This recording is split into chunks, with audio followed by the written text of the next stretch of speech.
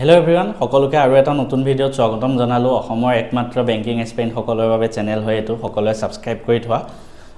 আজি আমি SBI PO জবটোৰ একদম জেনুইন কথা পাতিম ৰিয়েলিটি ৱৰ্ক প্ৰেছাৰ কেনেকুৱা স্যালাৰি ইমান বেছি হয় নে নহয় সঁচাই পোষ্টিং ক'ত হয় গোটেই কথাখিনি আমি এটা এটাকৈ আলোচনা কৰিম ভিডিঅ'টো একদম শেষলৈকে চাই থাকা তোমালোকে বহুতখিনি কথা জানিব পাৰিবা ঠিক আছে সো পোনপ্ৰথমে আমি কি আলোচনা কৰিম পোনপ্ৰথমে সকলোকে স্যালাৰিটো ভাল লাগে তো স্যালাৰিৰ কথাই আলোচনা কৰোঁ আহাচোন স্যালাৰি এতিয়া SBI PO salary as per the notification 22 lakhs মান হয় বুলি কৈছে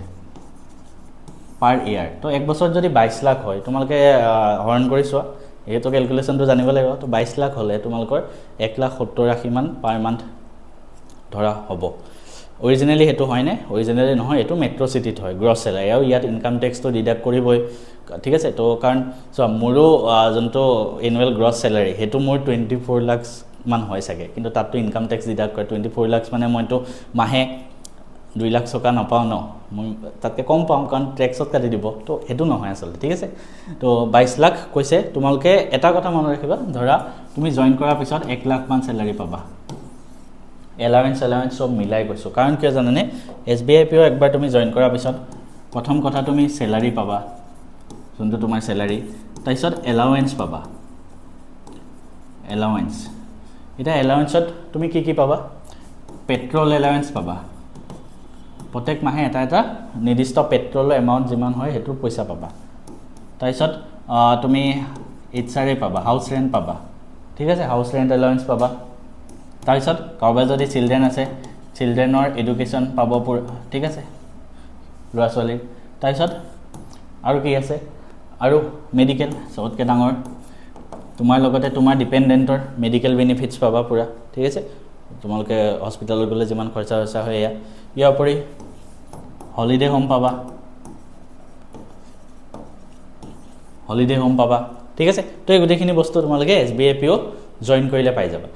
তো এটো স্যালাৰি কথা হৈ গল তো গতিকে সকলোৱে যেটো প্ৰথম স্যালাৰি কথাই ভাবে গতিকে আমি স্যালাৰিটোৰ পৰা ষ্টাৰ্ট কৰিছিলো নেক্সট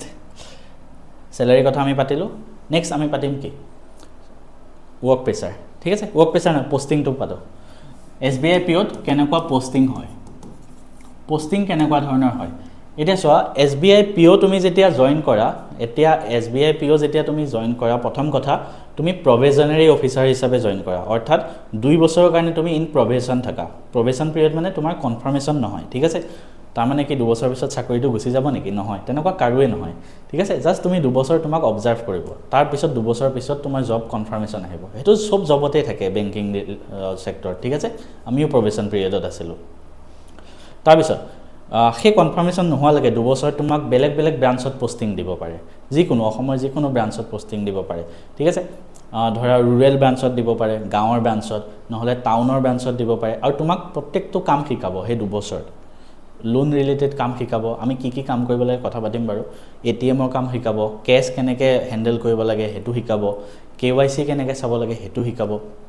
তো প্ৰত্যেকটো বস্তু তুমি শিকিব পাৰিবা আৰু এই যেটো পিৰিয়ড ইয়াত ম্যাক্সিমাম মই যিমান দেখিছো অসমতে পোষ্টিং দিয়ে কিন্তু পিছত হয়তো তোমাক অসমৰ বাহিৰতো পোষ্টিং দিব পাৰে কনফাৰ্মেশন হোৱাৰ পিছত কাৰণ SBI PO এটা সেন্ট্ৰেল লেভেলৰ জব হয় অল ইন্ডিয়াৰ জব হয় আৰু এটো সিওৰ নহয় যে তোমাক সদায় অসমতে পোষ্টিং দিব ঠিক আছে 70% কেছত ধৰা অসমত পোষ্টিং পাই যাবা কিন্তু নেক্সট কিছুমান 30% যাৰ লাগ বেয়া কি অসমৰ বাহিৰতো পোষ্টিং পায় তো হেতু কমপ্লিটলি তোমাৰ ডিপেন্ড কৰিব ঠিক আছে সেই সিচুৱেশনটোৰ ওপৰত ডিপেন্ড কৰিব গতিকে এটো ভাৰতৰ যিকোনো জায়গাত পোষ্টিং হ'ব পাৰে মনত ৰাখিবা ঠিক আছে তো পোষ্টিংৰ কথা আমি পাতিলো নেক্সট আমি কিহৰ কথা পাতিম কি কাম হয় SBI PO কি কাম কৰিব লাগে SBI PO হলে SBI PO মানে তুমি এসিস্ট্যান্ট ম্যানেজাৰ ৰেংকৰ স্কেল 1 অফিচাৰ ৰেংকৰ ঠিক আছে তো SBI PO হলে আমি কি কাম কৰিব লাগে প্ৰথম তুমি মই সব কাম কৈ দিছো ঠিক আছে ধৰা তুমি KYC চাব লগিয়া হ'ব পাৰে এটা কথা কৈ দিছো বেংকত দুটা থাকে ঠিক আছে মানে দুটা বস্তু দুটা কনসেপ্ট থাকে এটা মেকাৰ এটা চেকাৰ এটাই বস্তুটো ইনিশিয়েট কৰে এটাই হেতু ভেৰিফাই কৰে নৰমালি যে অকল ক্লাৰ্ক আছে তেওঁলোকে বস্তুটো ইনিশিয়েট কৰিব ঠিক আছে যেনে ধৰা কোনোবাই KYC ফৰ্ম সাবমিট কৰিলে তেওঁ ইনিশিয়েট কৰি দিলে হেতু ঠিক হৈছে বুলি ভেৰিফাই অফিচাৰ জনে কৰে যেনেকৈ PO তুমি যদি PO হোৱা তুমি হেতু ভেৰিফাই কৰিব লগিয়া হ'ব পাৰে তেনেহলে এনেকুৱা প্ৰশ্ন আহিব পাৰে আমি এন্ট্ৰি কৰিব নালাগে নেকি তোমালকে এন্ট্ৰিও কৰিব লগিয়া হ'ব পাৰে কিছুমান ব্ৰাঞ্চত এনেকুৱা হয় ধৰা ক্লাৰ্কজন নাহিলে তেতিয়া PO জনে এন্ট্ৰি কৰে আৰু তেওঁৰ ওপৰত জুন আছে ব্ৰাঞ্চ মেনেজাৰজন আছে ধৰা স্কেল 2 তো তেওঁ ভেৰিফাই কৰিব কেনেকুৱা ধৰণৰ কাম হ'ব ধৰা KYC আহিল KYC ফৰ্ম চৰ্ম দিলে তুমি হেবিলাক ভেৰিফাই কৰিব লগা হ'ব পাৰে বা কেতিয়াবা এন্ট্ৰি কৰিব লগা হ'ব পাৰে কেতিয়াবা যদি যোনজন ক্লাৰ্ক বা কেচিয়াৰ যদি এবসেন্ট থাকে তুমি হেতু সময়ত কেছত বহিব লগিয়াও হ'ব পাৰে ঠিক আছে বহুত ব্ৰাঞ্চত তেনেকুৱা হয় যে কেতিয়াবা অফিচাৰজনো কেছত বহিব লগিয়া হ'ব পাৰে তুমি ATM চেক কৰিব যাব লাগিব ATMত কেছখিনি ঠিককে আছে নে নাই ঠিক আছে মই ওভাৰঅল জেনাৰেল আইডিয়া এটা দি আছো তুমি লোন এপ্লিকেশন চাব লাগিব তেওঁ সিভিল স্কোৰ চাই পেলাই তেওঁ লোন দিব পাৰি নে নাই চাব লাগিব তুমি যদি হাউচিং লোন হ'ব তুমি ফিল্ড ভিজিটত যাব লাগিব পাৰে যে তাত সেই মানুহজনৰ হাউচিং প্ৰপাৰ্টিটো সঁচাই হয় নে নহয় সেই জায়গাটোত হয় নে নহয় তো হেবিলাক বস্তু ভেৰিফাই কৰিব লগা হ'ব পাৰে কেতিয়াবা যিবিলাক লোন NPA হৈ গৈছে সেই মানুহৰ পৰা তুমি লোন ৰিকভাৰি কাৰণেও কেতিয়াবা যাব লগিয়া হ'ব পাৰে তো এনেকুৱা কিছুমান সৰু সুৰা মই আইডিয়া বিলাক দি আছো যিবিলাক তুমি কৰিব লাগে আৰু এটা কথা যিবিলাক চেক আহিব NEFT কৰিব কিছুমান ক্ষেত্ৰত NEFT কৰিব লাগে ব্ৰাঞ্চত আহি মানুহে কৰিব বিচাৰে পইচা ট্ৰান্সফাৰ এটা একাউণ্টৰ পৰা এটা একাউণ্ট তেতিয়া এজনে এন্ট্ৰি কৰি দিব তুমি সেই একাউণ্ট নম্বৰ ঠিক হৈছে নে ভেৰিফাই কৰি দিব লাগিব ভুল হ'লে কিন্তু তোমাৰ গাত ৰিস্ক থাকিব ঠিক আছে তো সেইখিনি কাম সদায় ভালকে কৰি যাব লাগিব আমি কামৰ কথা পাতিলো নেক্সট কি হোৱাৰ কথা পাতিম নেক্সট আমি পাতিম ওয়াৰ্ক প্ৰেসাৰ সো SBI পিঅত ওয়াৰ্ক প্ৰেসাৰ কেনেকুৱা এটা কথা মনত ৰাখিবা বেংকিং ইন্ডাষ্ট্ৰীৰ আটাইতকৈ বেছি ওয়াৰ্ক প্ৰেসাৰ থকা যদি জবটো হয় হেতু হয় SBI পিঅ আৰু কমাৰ্শিয়েল বেংক কৈছো হা তো কমাৰ্শিয়েল বেংক যেনেকে SBI PNB তাৰপিছত ধৰা তোমাৰ বেংক অফ বৰোদা যিবিলাক চৰকাৰী বেংক আছে তাৰ ভিতৰত আটাইতকৈ বেছি জয়েন কৰি আটাইতকৈ বেছি স্যালাৰি পোৱা জবটো হ'ল SBI পিঅ যিবিলাক কমাৰ্শিয়েল বেংক আছে তো আটাইতকৈ বেছি ওয়াৰ্ক প্ৰেসাৰ আটাইতকৈ বেছি স্যালাৰি গলে পইচা তুমি কামো কৰিব লাগিব তুমি লাখত স্যালাৰি পাই আছে তুমি কামো কৰিব লাগিব তেনেকুৱা কেনেকুৱা ওয়াৰ্ক প্ৰেসাৰ থাকে বেছিভাগ ক্ষেত্ৰতে তোমাৰ অফিস টাইমিং 9:45 ৰ পৰা 10টাৰ পৰা আৰম্ভ হ'ব কিন্তু আহোতে তোমাৰ লেট হ'ব পাৰে 7টা 8টা বাজিব পাৰে ঠিক আছে লাগ ভাল থাকিলে কেতিয়াবা যদি ৰুৰেল পোষ্টিং পোৱা তেতিয়া হয়তো কেতিয়াবা ব্ৰাঞ্চটো সোনকালে শেষ হ'ব পাৰে কিন্তু এনেকুৱা নহয় যে সদায় সোনকালে শেষ হ'ব যিকেটাটো তেজপুৰ বা এনেকুৱা টাউন এৰিয়াত পায় সিহঁতৰটো অৱস্থা বেয়া হৈ যায় ঠিক আছে গুৱাহাটীত পোৱা কেটাটো আৰু অৱস্থা বেয়া হৈ যাব তো হেনেকে তোমালোকৰ 7টা এভাৰেজ 7টা ধৰা 7টা 8টা ঠিক আছে তো হেতু প্ৰেসাৰ থাকিব আমি যেনেকে সদায় 5টা বজাত মই মোৰ এক্সাম্পলটো কৈ আছো মই সদায় 5টা বজাত আহি যাওঁ কিন্তু মই যোনটো মানে এৰিয়াত থাকো আৰু নক এই এপাৰ্টমেন্টত বেলেগ বেংকত কৰাও মানুহ আছে তেনেকুৱা SBI বা আৰু বেংকৰ আছে সিহঁতে 8টা 9টা তো আমি কেতিয়াবা ভাত খাই খুস্কাইব যাওঁ হেতক লগ পাওঁ তো তেনেকুৱা তোমাৰ কষ্ট হ'ব কিন্তু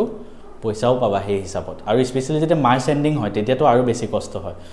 মোৰ লগৰ দুজন মান SBI PO আছে আৰু মই গাইড কৰাও আছে তেওঁলোকে নিজে কয় তেওঁলোকে মানে যিখিনি পইচা পাইছে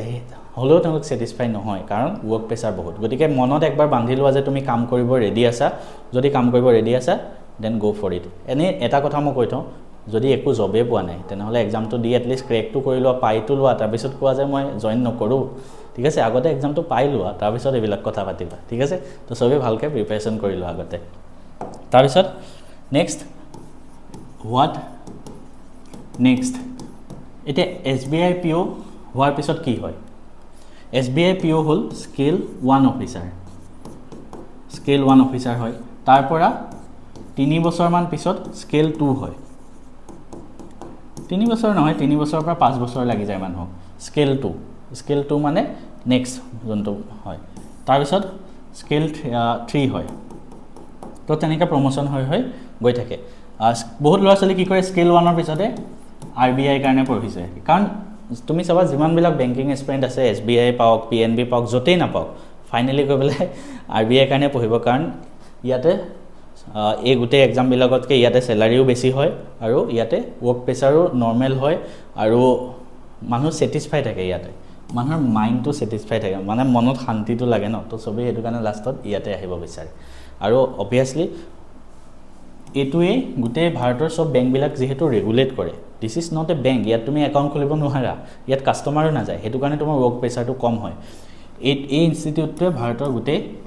বেংক বিলাক ৰেগুলেট কৰে ঠিক আছে কেনেকে কাম কৰিব নীতি নিয়ম বনায় তো হেতু কাৰণে সবে লাষ্টত ইয়াত যাব বিচাৰে তো SBI পোৱাৰ পিছত বহুতে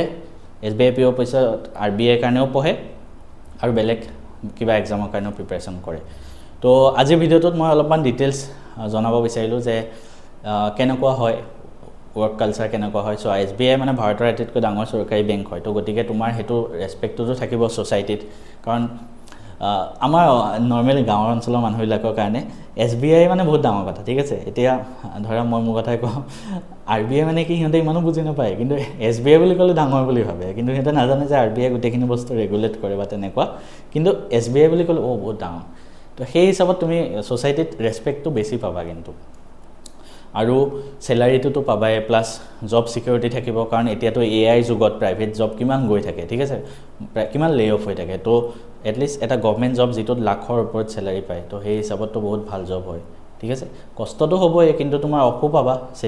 যেবিলাক সেকেন্ড স্যাটাৰডে ফোৰ্থ স্যাটাৰডে ইয়াতে অফ পাবা সানডে অফ পাবা ঠিক আছে তো হেনেকে তোমালকে এক্সামটো কিন্তু ইমানো ইজি নহয় ঠিক আছে কষ্ট কৰিব লাগিব ইমানো ইজি এক্সাম নহয় 1500 পোষ্ট আছে লাখ লাখ ল'ৰা ছোৱালী এপ্লাই কৰিব ইয়াতে যিমান বিলাক বেংকত ক্লাৰ্ক পালে ন সবে পিও কাৰণে এপ্লাই কৰিব তো তোমালকৰ কোনোবা যদি বিগিনাৰ তুমি ভাবা তোমাৰ কম্পিটিশনত বিগিনাৰ খিনিও আছে আৰু অলৰেডি জুনে ক্লাৰ্ক এক্সাম পাই থৈছে সিহঁতো আছে তো সবৰ লগত তুমি কম্পিট কৰিব লাগিব তো ভালকে পঢ়া সকলোকে মোৰ ফালৰ পৰা বেষ্ট অফ লাক কিবা গাইডেন্স লাগিলে মোক কবা মই তোমালকৰ লগত